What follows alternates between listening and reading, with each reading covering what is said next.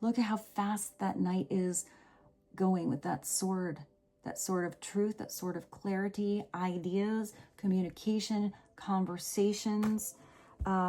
This is somebody who has a clear focus. I feel like if somebody was misdirected, once they know where to focus, they at least know the direction, even if it's not knowing the end goal or what's going to surmount in a conversation.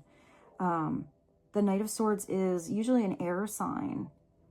So Gemini, Aquarius, Libra, it's a knight though. So it's an experience. It's a lot of movement.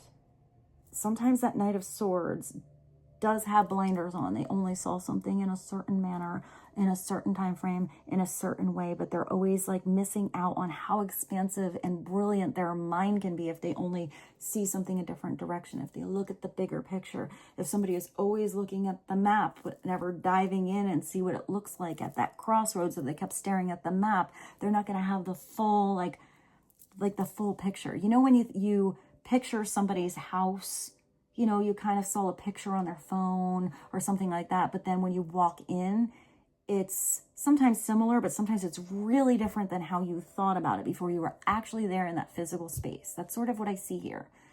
And even if it's just like feeling the energy, you know, getting to see everything, even if you saw it in the picture, you saw it in the catalog, you saw it in the pamphlet, there's nothing quite like actually being in that energy. So there's something here where it's getting focused where there needs to be focus, but also like pulling back and seeing the whole thing at the same time.